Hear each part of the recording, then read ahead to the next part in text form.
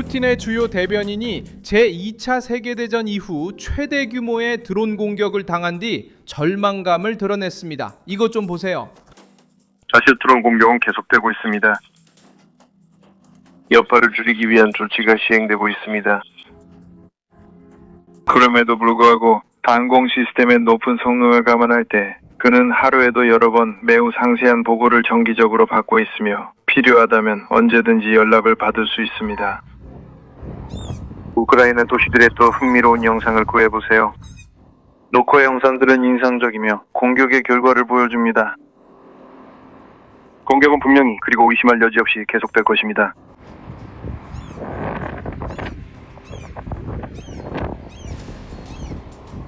키예프 정권은 입장을 고수하고 있습니다. 이것은 협상안이 아닙니다. 키예프 정권은 현재 매우 어려운 입장에 처해 있습니다. 전선의 상황은 곧 우크라이나 측에 매우 참혹해질 것이며 바로 이것이 모든 것이 연결된 이유이고 이것이 정말로 확실합니다. 모스크바는 다시 한번 우크라이나 드론의 거센 공격을 받았고 크렘린의 반응은 통제보다는 훨씬 더 큰 긴장을 드러냈습니다. 2026년 6월 19일 아침 러시아가 자국 방공망이 잘 작동했다고 주장하는 동안 영상과 보도들은 러시아 수도 곳곳에서 폭발과 연기, 공항 운영 중단, 그리고 모스크바 일부에 연료를 공급하는 정유소에 대한 새로운 공격이 벌어졌음을 보여주었습니다. 블라디미르 푸틴의 대변인은 효율성을 강조하려 했지만 공격에 대해 직접 해명해야 했던 사실 자체가 이미 핵심적인 불편함을 드러냈습니다. 크렘린이 러시아 본토 중심부에서 멀리 떨어뜨려 놓겠다고 약속했던 전쟁이 다시 한번 권력의 중심 가까이 다가왔습니다. 우크라이나의 공세는 국제 언론에 의해 러시아의 침공이 시작된 이후 모스크바를 상대로 한 최대 규모의 공격으로 묘사되었습니다. 그리고 보도에 따르면 이번 공격은 2차 세계대전 이후 수도에 대한 전례 없는 공습으로 해석되고 있습니다. 바로 이 지점에서 절규 없이도 절망이 드러납니다. 우크라이나는 무작위로 공격하지 않았습니다. 우크라이나는 에너지 인프라를 겨냥했고 여러 방어층을 뚫고 푸틴이 가장 지키려 하는 상징물을 타격했습니다. 러시아 내부에서 느끼는 무적이라는 감각입니다. 한편 중동에서는 이스라엘이 레바논의 헤즈볼라에 대한 공격을 확대했고 트럼프는 해당 단체의 무장 해제를 요구했으며 이란은 미국의 어떤 침해에도 대응하겠다고 위협했습니다. 호르무즈 해협 통제도 시도했습니다. 페스코프가 무심코 흘린 말은 무엇이었을까요? 모스크바는 왜 공격당했을까요? 이 충격이 이란, 헤즈볼라, 러시아에 대한 압박과 어떻게 연결되는 걸까요? 지금 바로 모두 알려드리겠습니다. 이렇게 직설적이고 군더더기 없는 컨텐츠를 좋아하신다면 구독을 고려해보세요. 여기서는 매일 이런 영상이 올라옵니다. 주요 공격은 모스크바와 수도권에서 발생했으며 우크라이나 드론이 러시아 수도 남동쪽에 위치한 가즈프롬 네프트 정유소를 같은 주에 두 번째로 타격했습니다. 이 행동은 이미 구조물 일부를 손상시킨 6월 16일의 이전 공격 이후에 일어났습니다. 이 정유소는 모스크바의 연료, 디젤 및 기타 석유 제품을 공급하는 데 중요한 역할을 합니다.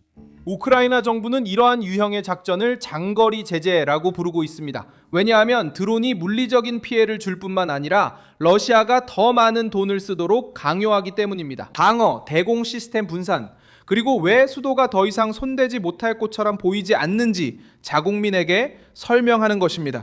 키이우의 메시지는 단순했습니다. 만약 러시아가 우크라이나 도시들에 지속적으로 공격을 가한다면 모스크바 역시 푸틴이 길게 끌기로 선택한 전쟁의 무게를 느낄 수 있다는 것입니다. 보도에 따르면 페스코프는 러시아 방공 시스템이 이번 공격에서 좋은 성과를 냈다고 주장하려 했습니다. 하지만 이 말은 중단과 피해가 담긴 영상의 현실과 정면으로 충돌합니다. 정부가 드론이 수도의 전략적 정유소에 도달한 뒤에도 모든 것이 잘 작동했다고 말해야 할 때 그 발언은 더 이상 자신감으로 보이지 않고 오히려 피해 통제로 들립니다. 모스크바는 러시아에서 가장 밀집된 방어망 중 하나를 갖추고 있으며 여러 겹의 보호막, 레이더, 이동식 시스템, 그리고 이런 침투를 막기 위해 준비된 장벽들이 있습니다. 그럼에도 불구하고 드론들이 통과해 타격을 가했고 눈에 띄는 영향을 남겼습니다. 모스크바 시장과 지역 당국은 대규모 공격과 격추된 드론들에 대해 언급했지만 많은 요격 횟수도 가장 불편한 사실을 지울 수는 없습니다. 몇몇은 가지 말아야 할 곳까지 갔습니다. 이 점이 푸틴 내러티브를 약화시킵니다. 크렘린은 수년 동안 이 전쟁을 먼 곳에서 벌어지는 장군들이 관리하며 러시아의 힘으로 철저히 보호되는 작전이라고 선전해왔습니다. 이제 주민들은 연기를 목격하고 공항은 제한을 받고 정유소는 다시 공격당하며 국영TV는 침묵을 유지하거나 실패의 규모를 드러내지 않기 위해 화제를 돌려야 합니다. 모스크바를 타격하는 것은 먼 기지 공격과는 다른 효과가 있습니다. 수도는 러시아 권력의 쇼윈도이자 정권의 정치적, 경제적, 상징적 중심지입니다. 방공망을 뚫고 들어오는 드론 한 대마다 안전에 대한 선전이 조금씩 무너집니다. 러시아는 정상적인 모습을 보이려고 하지만 나라에서 가장 보호받아야 할 도시의 하늘로 전쟁이 들어오면 정상성은 유지하기 어렵습니다. 이것은 단순히 군사적인 문제가 아니라 내부 사기의 문제이기도 합니다. 러시아가 이미지 손상을 통제하려 애쓰는 동안 또 다른 중동에서는 또 다른 폭발적 전선이 고조되고 있었습니다. 이스라엘은 휴전이 다시 위반된 후 레바논 남부와 베카 계곡에 있는 헤즈볼라의 거점에 대한 공격을 강화했습니다. 이스라엘군은 지휘센터, 발사장소, 공격에 사용된 구조물을 포함해 헤즈볼라의 80개 이상의 목표물을 타격했다고 밝혔습니다. 이스라엘 군 당국이 발표한 정보에 따르면 헤즈볼라 대원 수십 명이 사망했고 이스라엘 군인들을 공격한 후 테러리스트 2명이 제거됐습니다. 작전에 사용된 발사대도 파괴됐습니다. 이스라엘의 대응은 6월 17일부터 18일까지 헤즈볼라가 저질렀다고 여겨지는 일련의 공격 이후에 나왔습니다. 감시 채널을 통해 공개된 집계에 따르면 25건의 개별 공격, 63발의 로켓, 미사일 7건의 폭발, 드론 공격 2건의 급조 폭발물 공격, 그리고 5명의 요원 이침투를 시도한 사례가 있었습니다. 총 72건의 탄약 사용 및 공격 사건, 이 48시간 동안 기록되었습니다. 휴전과 외교 협상이 진행 중임에도 불구하고 이란의 지원을 받는 단체는 계속해서 이스라엘과 이스라엘 군을 향해 공격을 가했습니다. 이스라엘은 휴전이 무장 해제 없이 이루어지면 헤즈볼라가 재정비할 수 있는 일시적인 중단에 불과하다고 판단해 대응했습니다.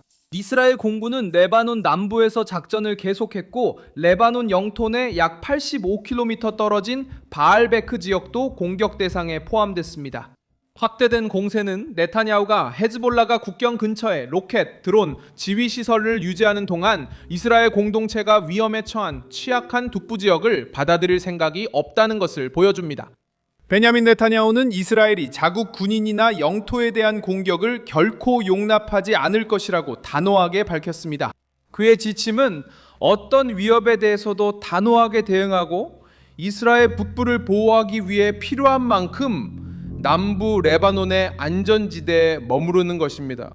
이러한 입장은 테헤란을 자극하고 미국이 주도하는 협상에 압박을 가하지만 동시에 외교관들에게 어려운 질문을 남깁니다. 헤즈볼라가 계속 공격하는 상황에서 어떻게 이스라엘에게 후퇴를 요구할 수 있을까요? 도널드 트럼프는 이 지점에서 판도를 뒤흔드는 한마디를 던졌습니다. 헤즈볼라는 무장 해제해야 한다고 말이죠. 이 발언은 헤즈볼라의 자금 조달망에 대한 미국의 압박과 이란과의 합의가 민병대가 계속 활동하도록 사실상 허용하는 면죄부이되는 것을 막으려는 시도와 맞물려 있습니다. 백악관은 안정, 더 저렴한 석유, 그리고 열린 전선의 종식을 팔고 싶어 하지만 이스라엘은 진정한 안보 없는 안정은 지속될 수 없다는 점을 보여주고 있습니다. 여기서 도널드 트럼프는 두 가지 압박 사이에서 균형을 잡아야 합니다. 이란이 합의에 머물도록 하면서 헤즈볼라가 레바논을 무장 활동의 방패막이로 삼는 것을 막아야 합니다. 이란은 강경한 태도로 대응했습니다. 이란 최고국가안보위원회는 미국이 위반하거나 모욕적인 행동을 할 경우 이미 정해진 계획에 따라 대응 조치를 취할 것이라고 밝혔습니다. 동시에 이란 정권은 스위스에서 미국과의 대화를 재개하기 전에 기존 합의에 따라 레바논에서의 적대 행위가 종료된다는 보장을 요구했습니다. 스위스에서 예정되어 있던 회의는 일정상의 이견과 아직 해결되지 않은 쟁점들로 인해 연기되었습니다. 아랍 언론이 인용한 소식통에 따르면 이스라엘의 레바논 내 작전이 워싱턴과 테헤란 간의 합의를 약화시키고 있다고 합니다. 합의가 진전되기 위해서는 미국이 이스라엘의 폭격을 중단하고 후퇴하라고 압박해야 할 것입니다.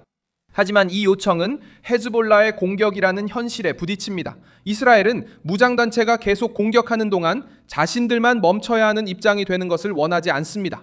호르무즈 해협이 또 다른 압박 지점이 되었습니다. 이 지역을 담당하는 이란 당국은 해협을 통과하려는 선박들은 최소 48시간 전에 신청서를 제출해야 한다고 발표했습니다. 연락처 정보, 여행 세부 사항, 경로 및 일정을 이란 당국과 조율해야 합니다. 베헤란은 60일간의 조치 기간 동안 보안, 안전, 환경 서비스에 대한 요금을 부과하지 않을 것이며 통과 보험 비용도 이란 정부가 부담할 것이라고 밝혔습니다. 이 조치는 미국과의 양해각서의 일부로 제시되었지만 비평가들은 이미 이를 봉쇄라는 이름을 쓰지 않고 호르무즈 해협의 통과를 통제하려는 시도로 보고 있습니다. 문제는 간단합니다. 만약 그 합의가 자유로운 상업 통과를 보장했다면 사전 요청, 항로 조정, 운항 허가를 요구하는 것은 다시 이란을 통제의 중심에 놓는 셈입니다. 정권은 한 손으로 문을 열면서 다른 손으로는 문 손잡이를 붙잡고 있습니다. 에너지 시장과 주요 해상 항로, 기업들에게 이는 위험 신호입니다. 모스크바, 레바논, 이란, 그리고 호르무즈를 잇는 연결고리가 같은 힘의 경쟁 속에 있습니다. 러시아는 우크라이나 드론이 수도를 공격하는 가운데 무적의 강대국 이미지를 지키려고 애쓰고 있습니다. 이란은 헤즈볼라를 이용해 지역 내 영향력을 유지하려고 합니다. 중동은 이 순간의 중요성을 더욱 키우고 있습니다. 왜냐하면 동맹국과 적대국이 동시에 한계를 시험하고 있기 때문입니다. 헤즈볼라는 이스라엘을 시험하고 있습니다. 이스라엘은 협상을 완전히 깨트리지 않고 어디까지 행동할 수 있는지 시험하고 있습니다. 이란은 호르무즈와 레바논에서 트럼프를 시험하고 있습니다. 트럼프는 무장 해제를 요구하고 외교적 압박을 유지하면서 테헤란을 시험하고 있습니다. 푸틴은 자신의 수도가 하늘에서 전쟁을 느끼는 동안 이 상황을 지켜보고 있습니다. 지금까지 남는 인상은 러시아가 취약함을 감추려 하고 이란은 주먹을 쥔 채 협상하려 한다는 것입니다. 그리고 이스라엘은 휴전이 자국 국경에 대한 로켓, 드론 침투를 받아들이는 것을 의미하지 않는다고 말하고 있습니다. 저는 밀손 알비스 글로벌 국제 전문가입니다. 저의 목적은 매일 진실로 여러분께 정확한 정보를 전해드리는 것입니다. 뉴스 링크는 영상 설명란에 있습니다. 이 영상에 좋아요와 구독 부탁드리며 댓글도 확인해 밀손 알비스 커뮤니티와 활발히 소통해보세요.